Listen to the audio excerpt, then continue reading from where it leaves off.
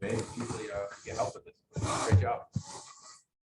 I'll be your cue girl. Okay. Okay. Well, thank you everybody for joining us. We're here a hop, skip, and a jump from 2 minutes down the road at UBS, Florham Park. I'm Tom Conigatti, one of the branch managers for New York Private Wealth. Don't let the name deceive you. Our territory goes from New York, New Jersey, and Connecticut is where we cover. So it's all the way up to New London, about 3.5 hours north, down to the Princeton area of New Jersey, and then we cover all of New York City and Long Island out east. So that's sort of our footprint. Matt's joining me today. I'll let him introduce himself real quick, and then we'll jump right into it. And this is meant to be engaged. Please be interactive. Ask us a million questions. This is meant to be a lot of fun, and we're happy to be here. And thanks to the crew from that team for hosting us. So Thanks for coming out to Staten Island. And Hoboken. Don't forget Oh, that. Hoboken. And Hoboken. Tom. You're Hoboken. hello. You're Staten Island. Yes. Okay. Yes. So I'm Matt Kirschbaum. Great meeting all of you as well. I appreciate you taking the time out of your busy schedules, especially with finals, to have a conversation about UBS with Tom and I. I'm the market administrative officer, and I'll go into more detail as we go through the presentation, but I'm basically high level for now. I'm responsible for anybody in the branch who's not a financial advisor. And we'll talk you through our presentation, high level how the firm operates and what we specialize in. And then we'll go a little more deeper dive into our office and the different roles and responsibilities and how that works. So, Tom, Let's jump right into it. Okay, here we go.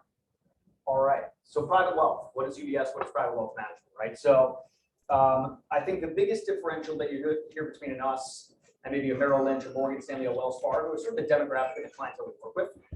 We have two different businesses within our firm. We've got a wealth management business that generally supports clients that have less than $30 million net worth. We've got a private wealth business that really focuses $30 million and up. So when you think about the office that Matt and I work in, we're really dealing with the best of the best in terms of the advisors. So UBS has about 6,000 financial advisors in the US. There's another 2,500 globally in Europe. In the US, only about 10% of that are private wealth advisors of the whole population. So really targeted, think of it more concentrated, right? The families that we deal with a net worth over $30 million have a lot more complexity, a lot more needs, a lot more higher expectations.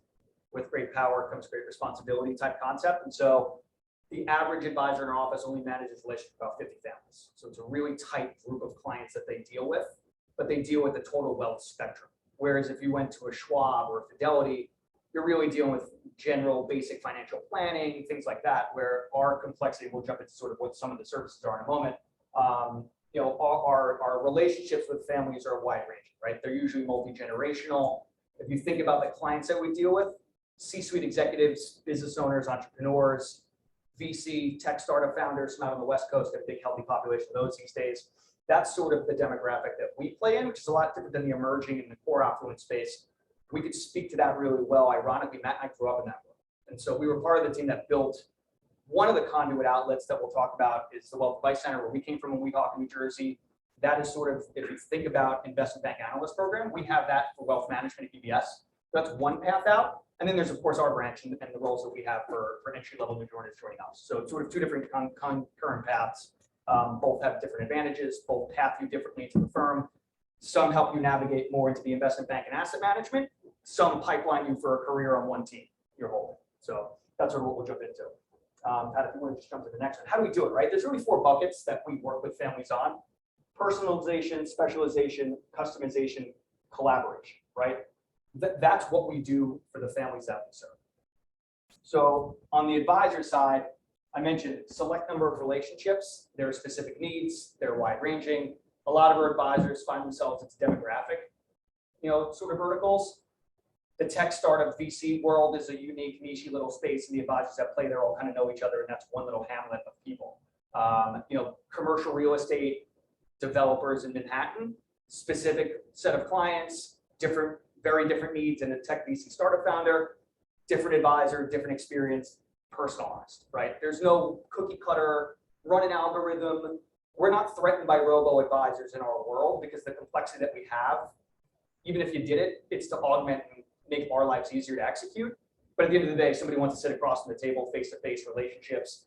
We're in the office today, we're back. We'll never get roboed out. It's sort of not the world that we play in. It's specialized, it's customized. To that exact point. Collaboration, we'll talk about this in a minute. What we do and the families we serve, there are so many different verticals that we touch on and reach into within UBS.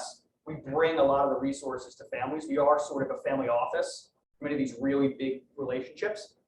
We call them individuals. They're individuals, but they're so large and have so much of a net worth that they're really institutions when you break it down. And that's sort of how we operate in that sphere. Next on that one. I mentioned sort of the three buckets. That's them, right? Multi-generational families. What do we do for them? On the basic level, it's what you'd expect a wealth manager firm to do, right? Most of these folks have become wealthy. Our job is to not create the wealth. They've already done that successfully. It's to maintain it past the multi-generations. So a lot of nitty-gritty behind the scenes estate planning and complexity, trust and estate planning, tax preparation, a lot of that sort of fun stuff. Rising generation and education, right? The demographic of these clients. How do you have a conversation with a young child about the fact that your family might be worth $500 million? One would think an easy conversation to have. You'd be pleasantly surprised to know that most of the families that are out there that may have this net worth are no different than the families that you and I know. Fractured households, crazy family situations, dependency issues, all of those sort of things. We help navigate those things and bring resources to help do it. Legacy planning, philanthropy with sort of the wealth that we deal with being multi-generational. There are families who decide, I want to give most of it away, right? And so you hear that more and more these days. Mackenzie Bezos, those sort of folks who have committed to donating most of their net worth in their lifetime while still with us to charity. We help execute, facilitate a lot of that sort of stuff. On the founder and entrepreneur front, a lot of that is all around how do you prepare your business for an eventual exit and or monetization, right? Do you want to go IPO? Do you want to raise money? We help with all that sort of stuff. We help those people plan, right? A lot of their net worth is trapped inside of this thing called the business, and they love it and they want to hold it and keep it with them forever. We sometimes have to guide them to say, is this the right time to consider an exit? 2 years ago, probably not a bad time, pre-COVID. During COVID, probably not a good time. So, that's what we're there for, to kind of help advise them along the way and think about sort of that valuation process. The corporate executive side, everything from running major institutional 401k plans for, Fortune 500 companies down to actual helping administer equity award compensation for CEOs. And everywhere in between, all that sort of fun stuff. We've got teams that really specialize in playing that space as well. I'll let Matt kind of just talk about who UBS is and what are some of the verticals that we play in. And this is going to start touching on some of those 4 things that we talked about before: personalization, specialization, customization. So if you think about UBS, UBS is truly the largest wealth manager in the world, right? As far as assets that we manage, it truly is a global organization. A couple of years ago, if you thought about how our firm was set up, it was really siloed between the US, Latin America, and Europe. It's no longer the case. So there truly is collaboration, right, which we use that word a lot, between different functions. As a firm, there's 3 things that we specialize in: investment bank, which is helping a lot of our institutional clients; asset management, which is a creation of actual investment products that we actually sell to different broker dealers; and then there's wealth management. We are in the wealth management office. Within the US, UBS has about 350 different locations. Out of those 350 locations, our office is clearly the biggest office in all of UBS, quite possibly can be the largest office in all of Wall Street. This year, I think we're annualized to do almost $800 million in revenue, which is unheard of. It really, it truly is unheard of. And our goal is to get to $1 billion business within 3 years. Yeah. So 152 billion of assets across the enterprise. Big operation. Matt mentioned office size. The next closest private wealth office is like half of us. So New York is sort of where, as the saying from our CEO level down is, as private wealth goes, so goes UBS in the Americas, because we're such a wealth management heavy business. And as New York private wealth goes, so goes private wealth. We're so big that everything kind of funnels and works its way through us. We sit in headquarters at 1285 in Manhattan, right across from Radio City. So in our building are all 3 of these verticals. So on 38 floors, you've got access to all of this stuff, right? So investment banks on 9, research 20, our studio and where we publish all of our intellectual capital content, 20th and 19th floors. We sit on 17 and 18, sandwiched between it all, right? So we've got a billionaire in the office who's asking about what's going on in my space, in my vertical. We run downstairs, grab the research analysts, bring them upstairs, deliver that access like immediately. Our CEO sits on 14, the head of private wealth management sits on 15, we sit on 18. On occasion, the 14th floor serves as the hub for all of our executive committee members that come in from Zurich. That's less these days because of COVID, but we saw Ralph Hammers, our Our new CEO globally was in town in November, a week before they announced a little acquisition called Wealthfront. We bought that thing. That was Ralph was in town to help close that deal going out to Silicon Valley. He was in our office, visited, toured the place. So it's really, while it's a big global institution, 6,000 a face in the US, Morgan Stanley 15,000, Merrill Lynch 21,000. It's hard to navigate a place like that. Our business is very concentrated. It's close to home. We feel really small, but we play really big. That's sort of the difference between us and a big multinational. Like I worked at Merrill, just a different business. It's a totally different model. For me to navigate to Brian Moynihan, a virtual possibility of like 15 layers of checking the box. For me to navigate to Tom Narradle at UBS, text message, Tom, help. Different kind of world. So it's sort of a nice special family. Matt and I have sort of grown up in the institution. We'll talk about that in a sec, sort of the path out, but getting to know all these players makes our lives a lot easier when they sit like within an elevator bank. You're pretty good to go. 4.4 trillion of assets managed, wealth management. Stat. Next slide, right? I just texted my husband. Before I worked on it. Well, I think you said you worked at Equitable, which is across the street. But I was at 12, I was at 210, I was at 1285, I was at wherever the Mars, 1290. 1633. Yep. I was in the tower, 787, that's the white elephant we had. So these are some of the partners that we work with. Our advisors have access to all of these resources in the institution to help deliver for the families we serve, right? So family office solutions, for those who have elected to not start their own family office, incredibly expensive, could run you $500,000 on a startup, a couple $100,000 administered annually. Multi-family offices, probably $150,000 to $200,000, put one of those together. We've built one in-house to deliver those same sort of capabilities to those clients without having to go do it.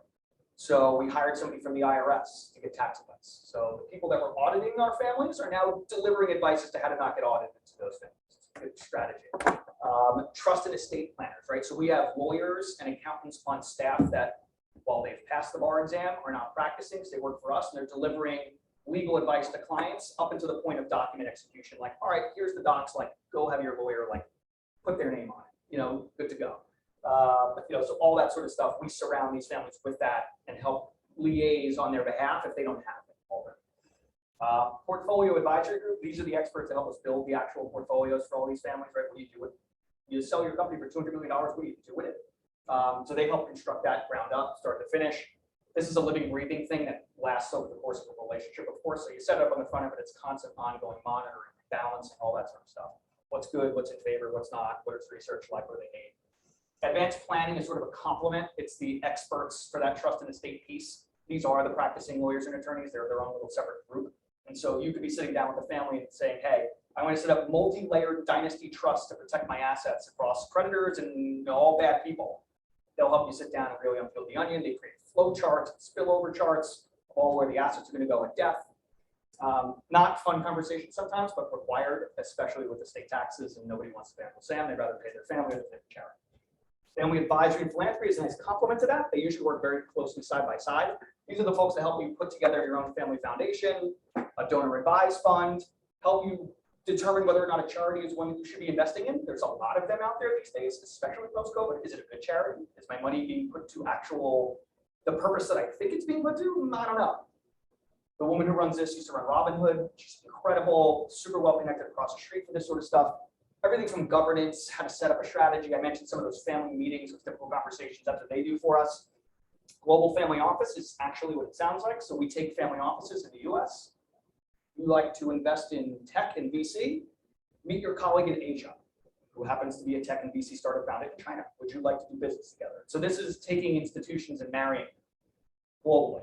We're one of the few banks that can pull this off. Asia in particular, sort of us and JP.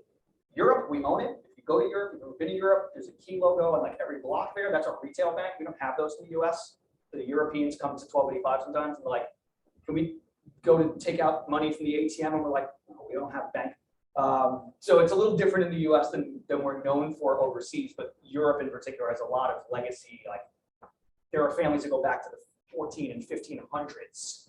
Our firm's been around for 160 years, but like there's 8 or 9 different generations of wealth there that we help manage and oversee. So it's cool when you go to Europe and kind of get to interact with those folks. We're close to them for the families that we serve because the world these days is a lot closer than it used to be. A lot of our US clients are looking to invest overseas, and everybody overseas is looking to put their money in the US for safety and security. So it's just an observation. I'll let Matt kind of hit this one. We'll jump into the 4 buckets, just kind of what we do, but the intersection of sort of our businesses, what you see up there on the screen. I mean, I think this slide is pretty self-explanatory, right? But what we focus on and what we do. I think it's important to note how wealth management offices are actually set up. So has anybody ever been in one? No? Okay. So I think why we're all here is our goal is not only to develop a long-lasting partnership with FDU, but we want to get all you guys on the screen where you have $500 million, right? And how do you utilize our services? And how do you come to Tom and Matt, right? And how we can help.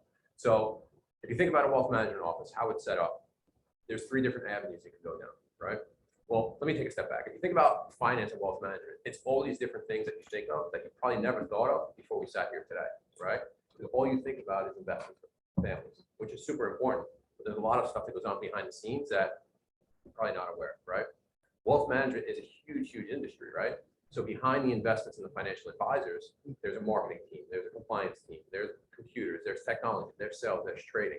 So when you think about wealth management, it's just not strictly getting my CFP and managing assets, right? There's all these different roads and avenues you can go down to eventually get to that $500 million. Our office, how it's set up, there's really 3 different paths you can go down. There's becoming a financial advisor, right? There's management, which includes sales, operations, compliance, and there is a team associate role. That consists of client service associates, wealth strategy associates, and senior wealth strategy associates. The goal, you start out as a client service associate. You learn what I call a foundational job, right? You never start with the roof first. You always start with the foundation. These are the roles and jobs that give you the roles and responsibilities to really learn the business, learn how to open an account, learn what documents are needed, right? Learn the rules, the regulations, how different investment products work. Along the way, you gain experience and you become what we call a wealth strategy associate, where now you're doing more sales-oriented activities, right? More planning, more asset allocation models, more insurance, more lending, eventually getting your CFP or a CFA, and then becoming what we call a senior wealth strategy associate. That is, again, more, I would say, sometimes financial advisors in disguise. That's what I call them, where they're doing all sales-oriented activities. They're having client meetings, but they're not considered a financial advisor totally. With the intent, you build a book, you grow, you mature with the team to the end goal, become a financial advisor for most people. Tom is actually responsible for all the financial advisors in New Jersey and Connecticut. I am responsible for that middle bucket of support team members, right? So if you think about my role, like a Venn diagram, right? You have sales, you have operations, you have compliance. I'm sort of in the middle, and I'm not the most important by any means. It's just that my roles and responsibilities and what I'm in charge of touches a little of everything. So some days it's an HR issue I'm working through. It could be a sales-oriented activity. It could be operations. It could be compliance. It touches a little of everything. So when you think about what's next or what you want to do, that's the avenue you could go down within the branch. It's a lot different than a traditional become a financial advisor, right? Like back when I graduated school with Matt, it was like, you want to be an advisor? Here's a phone book, quite literally, and a phone. You, in certain cases, had to pay for said phone, and potentially the pen next to the phone, and go out and build a book, right? How many of us know billionaires? I do not. Well, I do now, but it's only because I work here. I did not prior to this opportunity that I have. That probably could say the same. Our businesses, you grow sort of internal, like we farm raise talent. Like it's like baseball. Like you get drafted, you play A-ball as a CSA, you move up to AA as a wealth strategy associate, AAA, senior wealth strategy, big leagues advisor, and it's homegrown talent. And so many of the people that work in our business and our office, very low attrition relative to a traditional advisor program, which may have like 9 out of every 10 turnover. And so you start out getting to know families now, and then 20 years from now, the children that you worked with today are now matriarch and patriarch, and that's sort of how it works. And so it's just a different operating environment than you traditionally go through, where if you don't want to, you don't necessarily have to straddle and move around the firm into a different role and wear a different hat every 2 or 3 years, which could be appealing for some. Some people like that, right? And that's WeHawk, and we can talk about our time at WeHawk. Both spent time. That's our home. That's the other home office. There's 4,000 different roles in WeHawk, New Jersey. 18-minute ferry and bus ride from where we sit in New York. And that's where Matt and I sort of grew up within the firm. And so I spent my first 5 years at Weehawken getting to know the place. I got recruited from Merrill Lynch. We were part of the team that built Merrill Edge. Now they have commercials and stuff on TV. When I was there, Bank of America just bought Merrill Lynch, and they were trying to figure out what to do with all these clients that no longer had an advisor from Bank of America. That was us. And Edge was born one day. Fast forward 3 years, the guy that ran that got recruited to UBS. They said, we need to figure out how to serve clients below $5 million because we want to start playing in this space. Well, how do you play in this space if you've got 200 families that you manage money for? It's kind of hard. You're spread too thin. So the thought process, and we had a McKinsey guy come in, and he ran our business, and he said, if I could free up your capacity as advisors to manage more concentrated wealth and less variability day to day, offload those clients to an area where we think we could serve them better because you don't pay them any attention nowadays because you're focused on your top 10 relationships anyway. How can we build this thing? Born was the UBS Wealth Advice Center where Matt and I worked prior to moving into private wealth. So we went from one spectrum of wealth, 5 million and under really accounts, to now our minimum account size for many of our teams is like 5 million. And that's like lower. Most teams are like 25 plus. So two totally different stratospheres of wealth. Same needs for the clients, same need to deliver good advice and guidance and protect wealth and serve families, just different way of tackling that. Other bucket is a lot easier to do with digital remote advice and guidance these days. Fast forward to COVID, now it's really easy. And now clients that used to not have that sort of interaction with their advisors and were used to sitting down like this across the table don't need it anymore. And that world is a lot easier to navigate. They're hiring 200 folks like you this year to graduate from school and become financial advisors through a 3-year, essentially analyst program called the Training Financial Advisor Program. So we were part of the team that built that before we came and joined Private Wealth to sort of take some of that talent from 10 years ago that I hired, steal them from Weehawken, put them on the boat, literally across the water, and then hire them up into our business. So we work in a pretty cool place where we still have tons of relationships in our old world. If you were like, I'm dead set, financial advisor, that's for me, it can help you there. If you were like, this other thing sounds pretty cool and I didn't know about that, we can help you there too. So we kind of worked in both sides of the planet, and that's a lot of fun. There's a big strategic advantage of working in a Weehawken or a home office environment. I can speak to that, Matt could probably speak to that. Just relationship building, that's it. My Rolodex is big. When you have a big Rolodex and you navigate a place like this, that's half the battle. Like, who do I call to help me get something done? And how fast can I get that done? Differentiates us from every other office. And when we call our friends in the old office, they go, where are you calling from? Oh, New York. And New York Private Wealth. Uh-oh. For the reasons mentioned before, earnings and otherwise, stop what you're doing, go help those folks. Sort of fun. That's sort of the Weehawken story. But we're happy to jump into sort of all the career pathing. We figured we'd leave that open-ended and let you guys ask a million questions about that sort of stuff. What's on your mind? What are you hearing? What can we tell you about UBS that's different than all the other places out there? Wealth management versus investment banking versus asset management. Help me navigate it. We're an open book. We're happy to kind of jump into all that sort of stuff. So I know Pat had a question. Yeah, I was just wondering, what is the average, if you had to put a timeline to the client associate to the next role to the next role? So that's a great question. And So maybe it's different for each person. yeah, no, it's a great question. I think it truly is different for each person, right? But if you think about the foundational job, the client service associate, I say it takes about 2 years to really understand the role. And here's the reason why. Like anything new, it takes time, right? We're all creatures of habit, right? I know I get out of my house, I walk 10 steps to my car, I get in the door, I drive the same way to the bus every single day. I'm on the bus the exact same time every day. I'm literally at my desk every day the same exact time. 7:02, I'm at my desk, right? So we're creatures of habit. So if you think about the first 6 months of the role, it's a complete whirlwind. How do I get to the city? Where do I get a cup of coffee? What's for lunch? To Tom's point, the Rolodex. Who do I go to for what? So it takes an extreme amount of time just to figure that out. Then at 6 months, I would say you sort of understand the roles and responsibilities.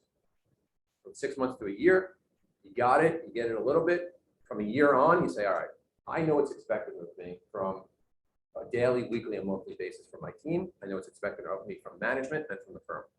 I say from year 2 on in the client service associate role is when you really start to excel and take off. Along the way, you're developing a skill set, right? You're taking your Series 7, right? I know a lot of you are, I've heard the SIE, started taking it or have heard of it, right? Are you familiar with that, right? We have a class, a prep class. We do have students that have already done. Right, that's great. So I would highly recommend out of anything, if wealth management is something you want to do, if you leave here, enroll in the class, get the SIE. Because when you're going to interview, it shows that you're really serious about doing it, right? And the SIE is the first part of the Series 7. The second part, which is called the top-off exam, is something that you need to be registered by UBS as a broker-dealer. So along the way, you're getting your Series 7, you're getting your Series 66. We highly encourage everybody to get their insurance licenses as well, right? So if you think about that first roll, it takes about 2 years. I would say year 2 on is when you start saying, hey, I want to maybe dip my toes in something else. The financial planning aspect, the research aspect, business development aspect, in trading, right? That role right there is where you start thinking about grabbing your CFP or your CFA or some type of designation. That role, I would say, takes another 2 years to really master. Once you complete your CFP is when you step into like a senior wealth strategy associate role, which we call it. And then that, it could be in perpetuity, right? I mean, we have folks that have, you know, a CFP, a CFA, and they're considered senior wealth strategy associates, and they make an amazing, amazing living. I mean, your head would spin if I tell you, and they're not financial advisors, and they're happy with that, right? They still do client meetings, they still run teams, they still do presentations. They're just not responsible for bringing in the assets, right? So there's no pressure, no stress, and they live a great, great life. Some of those people want more, have, I would say, more drive or bigger egos. Maybe that's a great way of putting it. Could be. And they want to have, right? Possibly, right? And they want to become financial advisors, and there's nothing wrong with that. So I think the timeline is really dependent on the person, right? You always get what you put into it, right? And I'm always on this, like, I always say, the harder you work, the luckier you get. So you got to work really, really hard. You got to get 120% each and every day. You also got to get lucky one sometimes too, right? And the luck is really dependent on what you put into it, how big the team you're with, and how quickly the team's growing, right? If you're on a team that, if you think about it, you have someone that's been in the business for 50 years. I don't think they're concerned about growing their business anymore, right? They're in the decumulation phase, right? We have someone really young and hungry like Tom, who's looking to grow a book. That's who you want to take on to, right? And as he grows and he matures and he grows a bigger business, he needs more help, and that's where you come on. So it varies. So it's hard for me to say. Here's some fun stats, though, that make wealth management more appealing to folks like you. Anybody want to guess the average age of a financial advisor in our office? Throw a number out. I wish. 35. North. Keep going. 41. Keep going. Keep going. Keep going. Keep going. I know. 56. Keep going. It's about the same average age as our professors. 62. 61. 61. No. The average advisor in our office is 61 years old. The average advisor in our office produces $5 million of revenue and takes home roughly 50% of it. The average advisor in this office will retire long before you do. With There's no, books to inherit. with no succession plan. Inherit or buy? Or both.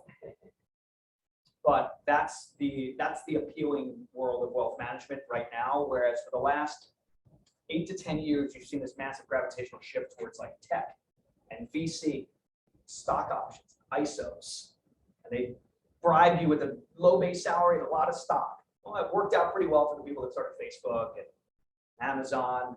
These days, in the world that we live in, we work with many of these folks. There are a lot more failures than there are Facebooks these days.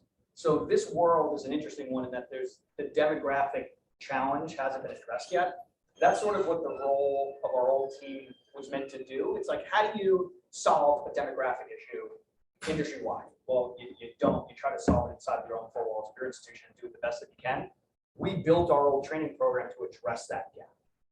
And it took for those finance majors out here, it took a J curve of like 7 years to get there because you had to build all the foundational things behind it, from training and learning and development.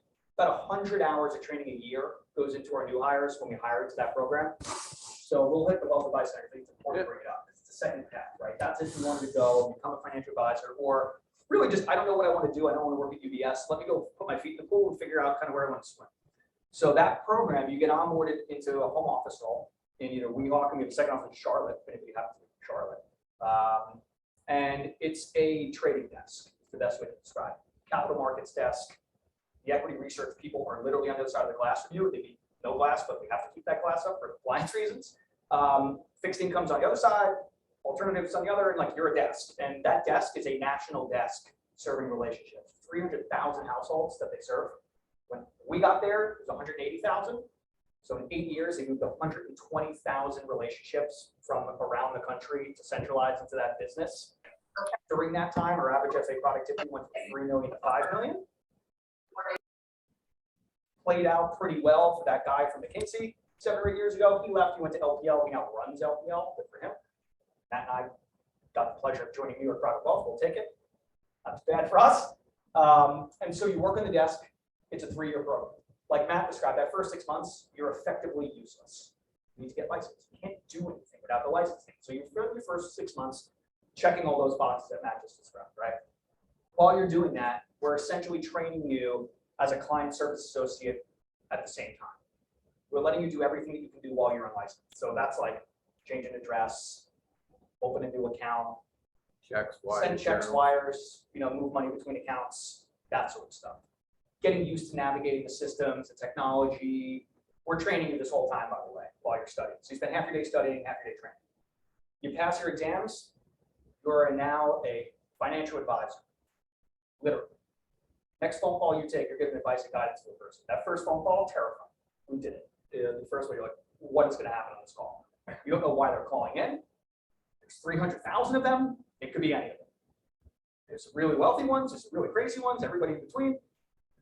Variability on the phone call. Your job is to solve whatever the need is on that call and transition it and deliver advice and guidance, right? So you don't have an assigned book. It's like random, whatever the book We is. built 9 different teams based on client demographics, and we train you from the most simplistic ones where you don't take much risk and we don't take much risk. If you have an error and a comma becomes a decimal, it's not like catastrophic. That's bad. We coach you for that. Get a couple of those, but too many. And then as you learn and build your foundational skill sets, Matt's point, you start taking on more and more responsibility, right? So you may go from giving general asset allocation guidance, right? Because somebody's probably fully invested. So they may call and saying, I need money. I need to take some money out of my account. Well, now you need to think about what do I get to sell? What's the tax implications? Why do they need money? You might want to start asking some questions. I just changed jobs, I'm moving, I'm relocating, I just sold my home. Oh, tell me more about that, right? So you're building relationships with people, it's a relationship job, and uncovering areas of need and identifying opportunities. Why'd you get a new job? Why are you relocating? Just got a big increase, new factory opened up. Oh, where'd you work before that? 20 years, blah, blah, blah. My brain goes to a $5 million 401k. Financial. But, tell me more about that. I'm not just gonna be like, send me your money, tell me about why, you decided to take a new job, tell me about your family, call it frog and PhD, family, recreation, occupation, goals, right? If I could find out those 4 things about somebody, I probably know enough about them to build some sort of relationship with them and have them want to talk to me again, even though they've never met me before. With the world of Zoom and Skype, that's so much easier than it was 10 years ago when me and Matt were on the phone praying that somebody would talk to the guy from New York, maybe from Minnesota. So it was a different world, but now it's all with technology and digital. That's made lives so much easier to grow in this business. So those 9 teams who slowly ramp up in complexity to the point where the clients that you're working with are sent to you from advisors where we work. So New York Private Wealth will pick up the phone and say, hey, Matt, in Weehawken, I got a great family, $8 million.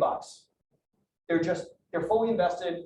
We've got all their money. All the planning is done. I just need somebody to serve them for the next 10 years. But it's sucking up my resources and it's killing me and I can't focus on my billionaire fund. Bring everybody together around the table. We get it all copacetic and the relationship gets handed off. We run it and that's the job. And so naturally, when a role opens up in our branch, the first person that we think of is who the heck did I just send that $8 million account to? And is that person available and free to join my team? Feeder pool. And I'm just so gonna ask that. So you can do the route at 5 million and under, become a financial advisor, and then at some point convert over to the private wealth. and I would argue, and they'll kill me for saying this in private wealth, I would argue that that sometimes could be a more attractive path than anyone. And that's really where Matt and I sit down with you and really try to figure out where do you want to go in life. And if you don't know yet, that's fine, but we may be able to help path you and guide you towards one of those roles with an inevitable outcome of getting you to a different place. So our first phone call are to the people that worked for us 8, 9, 10 years ago, all around the firm, whenever we've got an opening. It could be somebody who's now on the planning desk in Weehawken, and we have a team that's desperate for an expert plan. Well, marriage made. It could be somebody who went to work in the investment desk. Well, somebody's looking for somebody who's got investment expertise. Boom, move them right on it. So it's sort of an incubator for next gen talent is what we describe it. 8 years ago in a nice PowerPoint to the people in Zurich who bought it. Marry that with Wealthfront, which is, we're gonna close in that in the third quarter. It's another probably, 13 or 14 billion dollars of opportunity in that business. Marry that with Sigfig. It's another robo firm that we partnered with a few years ago to build some technology infrastructure. Mike Shaw is the CEO there. Matt and I work very closely with those folks. Amazing group. All that sort of stuff, plus the integration of home office, plus 100 hours of training a year. It's sort of every other firm that's an investment bank has an analyst program. We're not an investment bank. We're a wealth management shop. This is our analyst program. So 9 years ago, I had 30 openings. I made 700 phone calls to find 30 people that wanted to work for me. 19 openings in the April class, 2,000 applicants. Like, blows my mind. I had to beg people to work for me 10 years ago, and now they have more resumes piled floor to ceiling. It's crazy. So it's a fun, really awesome place to work. Lets you get introduced to a lot of folks around the firm. Like I said, if you don't know where you want to go and you're like, I don't know if I want to go to private wealth, I don't know if I want to go to asset management, I don't know if I want to work at a fixed income desk, be a research analyst, work in marketing, technology. It's a great place because you're in the mecca of 4,000 of those things. And it's your opportunity to meet all the people that work in that building, get to know them, build friends, relationships. This is where the in-person thing matters a whole lot that we've missed for the last 2 years. So that business in the last 2 years, none of that stuff that I just described probably happened a whole lot if you're stuck on Zoom, but they're back. So a little plug for our old piece. I love you guys hearing this.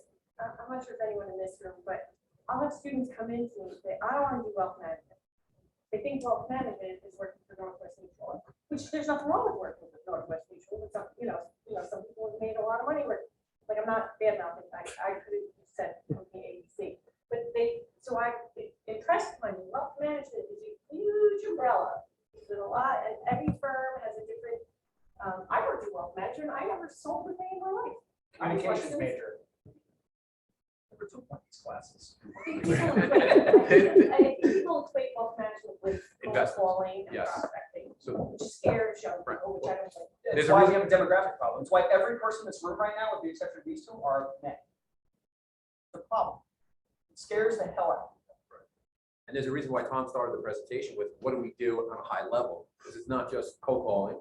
I mean, I remember my first day ever. They gave me a desk. It was literally this big with a phone and cubicles. You guys know what cubicles are? We still have those. 6 feet high. What do I do? Just open, go. Go. So Start selling. it's not that. It's not that. I mean, it is, but it's not. It's different. There's an opportunity. There's a path, right? It just has to be the path you want to go down. And if your heart's not in it, it's never going to work. I think the next slide is probably the best representation. If you had to throw a visual up, this is what we do. Yeah, this is it in a nutshell, everything we spoke about.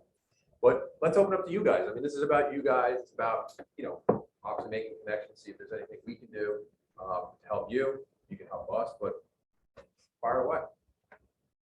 And if you've had interviews with different, whether it's an insurance company or, a bank or whatever, I know you have questions for me, but I was in that world 20 years ago. These folks are in it now. So, things change, but they don't change, but a lot has changed. So even ask from personal experience. So obviously this is a very competitive industry, especially in the city where you work. What is, looking back on you guys and your college experience, what was the best decision that you made when you were our age that you could look back and attribute to why you got here? He's really smart, by the way. I could probably give you, all the things I should have done that I didn't do would be an easier answer. on this one. I did a lot of wrong things. So let's take a step back. I think things that if I was in your seat right now, what I would really focus on, right? And if I didn't think about coming into this industry, one, I can't stress how important it is to be a good communicator, right? Obviously, I'm from Brooklyn and Staten Island, so it's quite challenging for me. But if I could go back, I would learn how to be a great communicator, both verbally and through email. Even though it's finance, even though it's numbers, there's so much written communication going back and forth. It's super important to really get to know. The second thing, if I was you guys, that I would really become a black belt in is Excel. And I know you guys probably have a different learning curve than Tom and I, because it's something that's embedded in you, right? And it's ingrained in you from a young age now. But I think when you marry those two skills together, they're invaluable no matter what you do, whether it's finance, pharmaceuticals, corporate America, working for a law firm. I think those are skills that I know me personally, I can't stress enough that people really get good at. So I think that's super important to know. And I think the other thing to know, sitting in your seat, that wasn't really described to Tom and I, but all we do are the investments, right? The Northwest Mutual guy, the Mass Mutual guy, is wealth management is more than just investments, right? Patty worked for 20 years. She hasn't sold one investment, she said. No. So there's more to it than just what you think at the high level. And I think that's the benefit of working with a global organization like ours, where you get to have your hands in a little of everything. That's why these client service associate roles, I understand they're not the greatest, it may not be the wealth management thing that you hear of, but you're really learning a solid foundation. And to me, the role is just as important to figure out what you do want to do, but more important than that is figuring out what you don't want to do. So maybe you say you want to be an analyst, you're horrible in Excel. I don't think it's going to work out too well, right? You have to figure, right? You have to figure, I don't you know have, how it can do it. right? You have to figure that part out on your own, right? In your head, you might, mentally think, hey, this is what I would do. But once you actually put pen to paper and actually do it, you got to figure that part out. So I think that's super important. Those three things is figuring out what you don't like more so than you do like, the communication aspect and the Excel part. I would say endless curiosity is like the best way to describe it, right? I mentioned communications, like no finance background at all. How did this all come together? I was an intern at a place called Lehman Brothers in 2007. Didn't work out so hot. It was a great time. 07 was a really fun time. I was in their corporate communications division in a different building than the Lehman building, where like the real summer house work. That was like the fake one down the hall, in like the cube that nobody paid attention to. The only reason I work in wealth management is because I got off the floor, the wrong floor of an elevator, and I asked a bunch of questions to some guy sitting on a desk. It was called the sales and trading desk. I was like, what do you do? This is a lot more fun than what I'm doing down that way. Like, what is this? This is nuts. Can I come back tomorrow? The guy thought I was completely insane when I showed up the next day. I showed up the next day. Cleared this with my boss. I was didn't know gonna what say, it what was. is your boss like? She was like, who are you? Sure. He's like, "Oh, Young man, go ahead. Intern that some person told me to hire probably. And but doing that was like me out of the comfort zone, learning something completely foreign to me. Didn't know what I was doing or what I was hearing, but it was cool and interesting. Went home and read about it. Everything I would hear, I'd write down and go home and read about it. Sponge. Fast forward, 2008, the only places hiring were like financial advisor roles where you cold called and built the book because there was no risk in that for any company hiring a person like me. What do I have to lose? The phone line that costs $8 a month? Like anything I produce on top of that is profit. So hire as many faces as you can even hire. It's the only recession-proof industry is that and like, I don't know, funeral homes and taxes, like the three. So, I mean, that's the world that I grew up in. I got recruited to Merrill Lynch at a time when the Bank of America just bought them. And they were like, can you build relationships with people? And I'm like, I'm a communication major, of course, I know how to communicate. Just ask more questions was my MO in every phone call. If this was a client that was a family member of mine, how would I treat them? There's three things that get you in trouble in what we do. Legal, risk, supervision. HR is like overseeing all of that. But like that's the three things that get you into hot water. Skip that sort of stuff, right? So just endless curiosity. If I was working with a family who had a death and had to go through an estate process, well, yeah, I could transfer to the estate team and move on. Or I can sit there and learn about what the estate process is. What's that family about to go through? How painful is this going to be? That was my mom, dad, sister, brother. Would I want them to go through that call queue? Well, I have a choice. I can go take the next phone call and make more money. I could help that person out. I went with the latter. It happened to get me into management. Go one step beyond. Most of these families are who they are. They have expectations as to what you expect them to have. There are things that our advisors do that go above and beyond that blow my mind every day. One advisor goes and will negotiate a car lease on behalf of a client. That's how meticulous this guy is about every aspect of this family's finances. There's a reason that person's like a Barron's Top 100 nationally recognized on CNBC every day. That sort of experience can be delivered at every spectrum and vertical that we've talked about here. It doesn't matter how big a small client is. If you put the client first and you put yourself last, you'll come out on top. You don't need to be the finance major. All of you are smartly doing so, unlike me. It'll make you get to where I am a lot faster by doing your path than the one I took. It was very circuitous. You'll be more straight line. But I think if you're openly curious, you're always a sponge, you put your head down and grind it out, that's 9/10 of the job. Most of the stuff, there's calculators, most of what we do, to the chagrin of some of the folks that are teaching you this stuff that you're learning. There's things that you just hit a button that pops out, and you actually have to do it. But at the end of the day, it's still get there like 3 more weeks. You know that fancy calculator you have to use? Just throw it out. I have one. It's batteries are dead. But it's still a relationship business. To the extent you can build good relationships, you'll be successful in this place, so long as you avoid those other 3 pitfalls, legal risk and compliance. I think at the end of the day, most of our teams, when they hire somebody, it's with the intent of like, I'm hiring a family member to join my family. It's the way our business operates in our 4 walls. Industry-wide misconceptions, bad movies on TV, some horror stories, some lawsuits, like we all know those. That's the bad stuff that hits the press. You don't want to be the people in the press ever. We try to avoid that. The 99.9% of what we do are amazing things for amazing families, and the advisors we have are incredible what they do. Every day my badge works is a good day. When people call me, I'm so sorry, I'm going to hand you a problem. I'm like, that's why I'm in the board. I can hate the problem and say this sucks. Like, yeah, it's probably going to suck, but like, badge worked, check cleared every 2 weeks. Good stuff. Like, if you approach that mentality to everything, the rest will solve itself.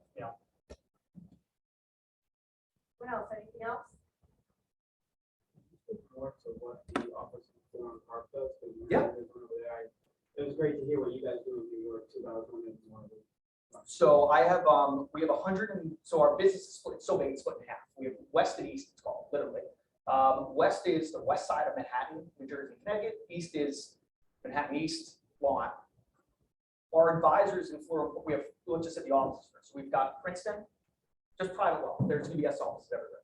Private wealth is Princeton, Red Bank, Florham Park, Short Hills, Paramus in New Jersey. Those are our offices. So in all of those offices, they're wealth management offices serving the mass population of advisors, of clients of the firm. On the corners of many of those offices are private wealth teams that are flagship teams that are managing these sort of relationships, and not like the 500 families that we talked about before. So our New York business has advisors that report into New York because it's sort of the epicenter and we need all those resources that we talked about because of the complexity of the relationships, but they sit here because there's a heck of a lot of wealth in this neck of the woods, right? I mean, zip code wise, you're talking some of the most wealthy zip codes in the state, country in certain cases. And so it probably makes sense to have an office that I cover in Greenwich or in a Florham Park, Short Hills, Paramus, where you surround yourself with the worth. There's an airport down the road. Those are clients. Those are good people. In the Short Hills office, David Tepper and Appaloosa, they're floor 1, we're floor 2.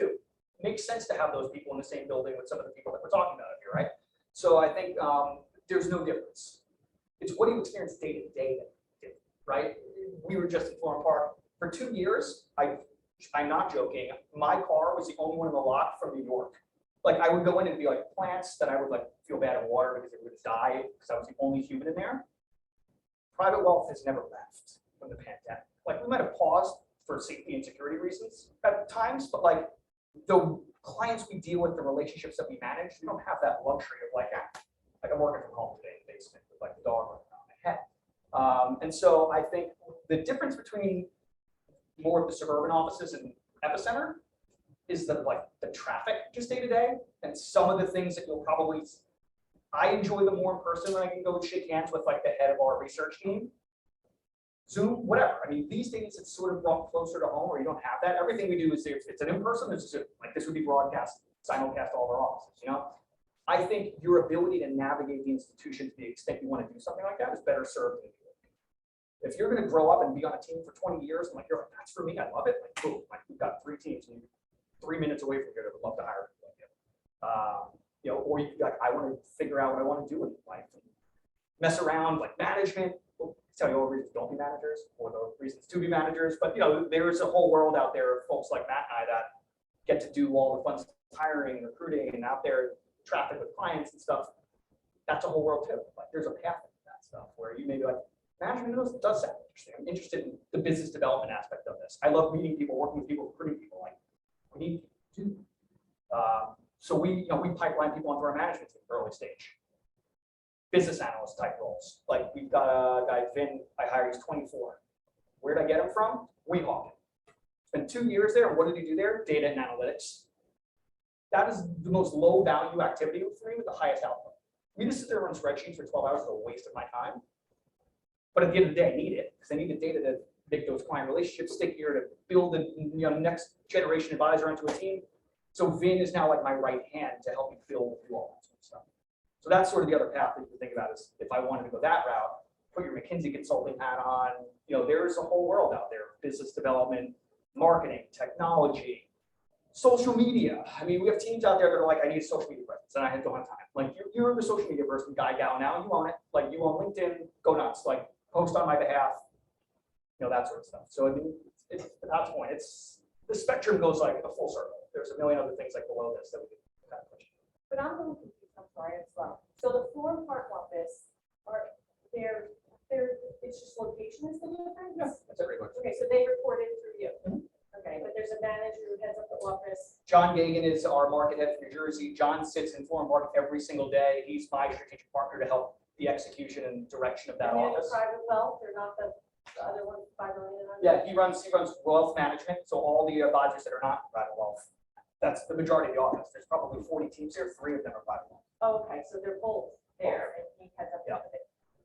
But so it's just location, but your advice It's to location, someone the young clients we starting serve. out from your experience is that to be in the epicenter, to grow up, to learn, You want to be with the action, network, right? That's what it's about. that's You where the wanna be with action, opportunities right? will, the next set of Our opportunities. job is to bring that. My job is to make New Jersey feel more connected to 30 miles away to Manhattan, right? That said, there's a reason for thinking of Manhattan and not Manhattan to New Jersey. There's more going on. I just want to make sure they heard that. There is definitively more. If you want to get paid New York City wages, work in New York City. There's a reason that Matt and I, while we cover New Jersey, it says first slide said New York. There's a preview to the whole affair. It's headquarters branch. It's known when you dial internally and you're like, I work at 1285. It's like, all right, stop. If I called and said I'm in Florham Park, you'd be like, ah, cool. Hold on, the New York guys on the other line. Like, who's generating the biggest amount of revenue? We're still a for-profit company. Matt, you mentioned the SIE exam being something that would make someone really stand out. Is there anything like similar thing that would make someone stand out? Neither. Me personally? Yeah, like for someone like in a position like us, like in college, like what could we do to do that? Like we could take an SIE class and do exams or anything else. So, like it's something that you would see and it's like, oh wow, that really stands out. So I'm big into intangibles, right? And I know that's hard to, I guess, feel and develop, right? Because when you're in an interview, it's like the best version of you, right? That 20 minutes to half hour. But I think those are the things that Tom and I always look for in intangibles, right? You can't, listen, you could judge someone based on their school, based on their education or their finance or their degree, right? But you can't judge someone's heart, you can't judge their will, their desire, right? To succeed, right? And I think those are important. I think when you're going through the process of interviewing, going through the process of trying to figure out what you want to do and meeting people, I think those are the things that really stand out. And how you're able to articulate and explain that, I can't tell you because I don't know you. You know you better than anyone else. But I think those are the things that when you're in front of someone and you're in front of like a Tom and you're interviewing for a role or myself, like those are the things. Are you coachable, right? Are you a sponge, right? Are you willing to take criticism constructively, right? Because you're going to make mistakes, part of life, right? Hopefully they're small mistakes, not big ones. And you learn from it, right? And it happens and you move on. So I think those are the things that are super important on top of the SIE, if this is what you want to do. And how you listen, like any athlete, right? They practice, LeBron practice free throws, probably 2,000 a day, right? You go in for an interview, you want to be prepared. You want to practice, right? You know they're going to ask questions about yourself. Like I know the first question I always ask on an interview, and it throws everybody off. And I can tell in the first question if this person's a viable candidate or not. I say, tell me about you that's not on the resume. And if they go right into the resume, I know it's probably not a good candidate. Because the important thing is the person, right? It's that intangible skill, the relationship. And that's what sets people apart. So that's the one thing I would work on as well, on top of the essays. How do you articulate, like, what's your own personal value proposition for us hiring you? And if you don't know how to answer that question, ask those around you, your family members, your best friend, people who know you well.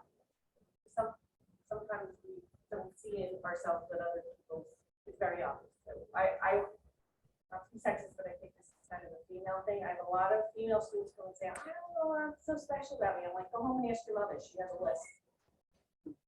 So if you don't know how to answer that question, ask your inner circle. Yeah, and talk about what you're interested in, right? Because I see Tom more than I do my own family. Literally, I mean, we sit 5 feet, right? But we sit like literally 6 feet from each other for 10 hours a day, right? I leave my house 6 o'clock in the morning. I get home, by the time I get home, 7 o'clock. I'm looking at Tom 10 hours a day. So there has to be a connection. We have to genuinely like each other. And people want to work with people they like. People want to help with people that they like, right? And it's up to you guys to relay that within that 20 minutes, half hour meeting a hiring manager of why we should hire you. And anybody can be taught what a mutual fund is. We can teach you the difference between a coupon and a yield of a bond, right? We can teach you how to use a calculator, but are you willing to learn? And that's the key. Just to give you guys an idea, we have a mix here. So we have some freshmen, some sophomores, some juniors, some seniors. We even have a grad student, Michael. So for those, what are the opportunities for these? Like, are there internships? Can they reach out for informational interviews? How do they apply for entry-level positions? All that. But what are you looking for? Yeah, we were joking about that on the way here. Like the intent of us being here is to build something foundational that's long lasting. The only reason it took us so long was like, I just started Jersey like 6 months ago, my bad. So like we're thrilled to be here. This is something that's meant to be and foster a little bit more perpetual, back and forth, and not just us talking up here. Interns, right? There's a couple of different intern routes that firms like ours have.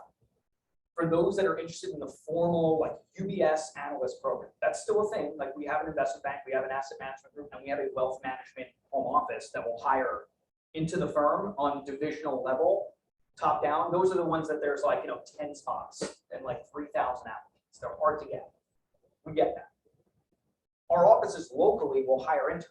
So those teams that I mentioned, the 40 teams there are always in the mix for talent. Like, how do I find the next guy or gal that's awesome at X, Y, and Z?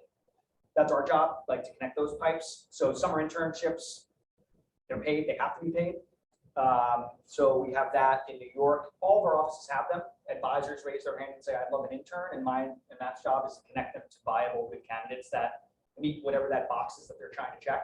So that's where some of the resume experiences come into the equation. Tell them the great part about an intern, though, is having more than 20 minutes to give you a value proposition, right? It's also true. So that's the strong thing about an internship. It's a feeder into possibly client service associate role, or then, right?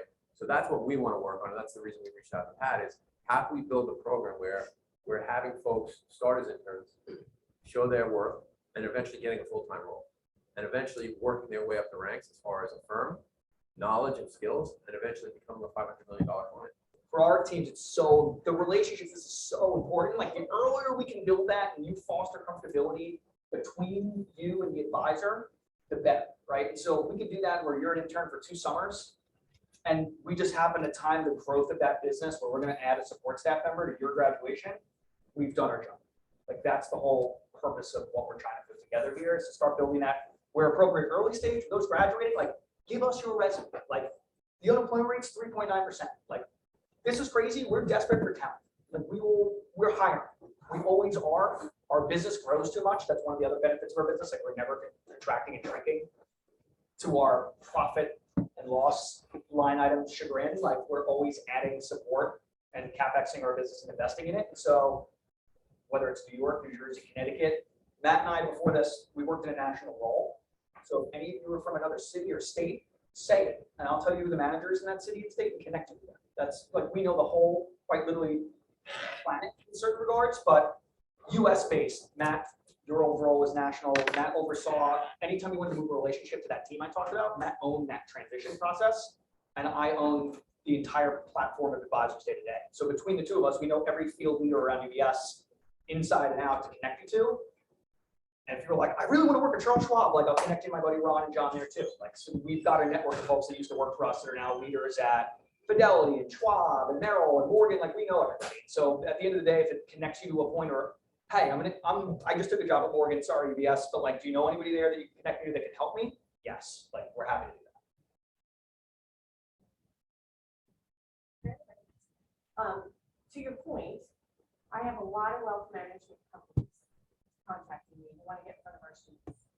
I don't invite everyone to get in book actually. Because I think having been in business, I kind of know how to filter out a little bit. So what makes you guys unique from those other? I'm asking questions for you. We want to guess the average revenue produced by an advisor on Wall Street. We'll call Wirehouse, big shop, Merrill Morgan, you know, the big ones. Average FA. Throw a number out, revenue wise.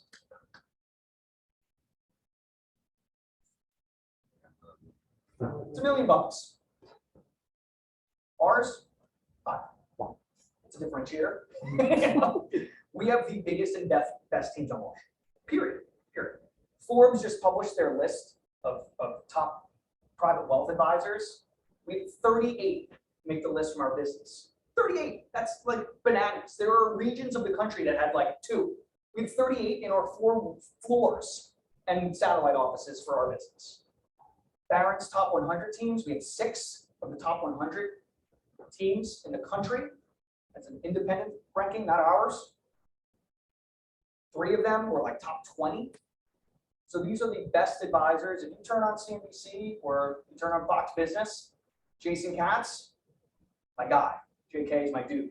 Biggest producer, started out literally ground up cold calling, produces $25 million of revenue by himself.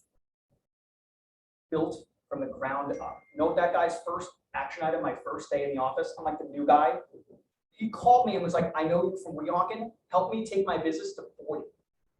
That's the type of people that we work with. Like, it's just constant dynamic evolution growth. The difference between the burbs and New York, again, they never went home. During the pandemic, in a world where the market was down 20% of March 2020, we brought in $13 billion of new money. New client assets, money in motion during the worst market period in the world. You want to know why? Relationships. It's a different business. We're not out there selling things. We're managing dynastic family relationships. So I love my friends from Merrill Lynch. Different business model. Want to go sell stocks and bonds? Merrill. Morgan Stanley, it's close to us. It's what we do. 16,000 people. Where do you want to go in your career? And there's amazing teams there. I try to recruit them all the time. They do the same sort of stuff we do. We're a different demographic, and our focus is more upstream. It's like the best way to describe it is it's A-ball. Like the person that we work for, John Decker, wrote a book. It's called Success Is Not a Secret. He wanted it to say every day Super Bowl Sunday, but he couldn't because of copyright infringement reasons. But that's what it's like going to our office. Like every day you show up, billionaire client. I was out in Franklin Lakes the other day, $250 million client in his house. He has a tree in his house, real, insane. Like these are the people that are a blast because he can. That's the fun stuff about the people that we get to meet and the families we get to work with are amazing. Like to hear their stories and to pick somebody's brain who, you know, founded a company and then sold it to Facebook for $14 billion. Like that's a treat for me to take and like think about how that person thinks and like how can I apply that thought process to my day to day. Every day, if I go in and I don't learn one thing, bad on me. I mean, that's sort of where we are. If there's no downside to working at an LPL or Raymond James. It's just a different world. It's a different business. Yeah, so I'll tell you guys from a personal standpoint, which I think is probably pretty important, because it's important to Tom and I. You know, it's a big firm, but it feels small, right? And I think that's super important, right? Tom's point, like, you know, I can't say how many times like, you see leaders of businesses on our floors in the elevator with them. But for something that was important to me, and I'm sure it's pretty important to most of you, and I didn't realize until I started working here, is are you all from this area? Right? Sort of? Everyone from Jersey? Give it, well, Oh, Staten Ah, Island. you're me too. coming- Me too. Staten Island. Both of us are from From Staten Island. Jersey? So, Not really, it's like Pennsylvania border. Okay. so what? We'll let you. Phillies? Well, from Massachusetts. All right, you're safe. So when I say the area, I don't mean specifically out here, but like the tri-state area, right? We're all from this area.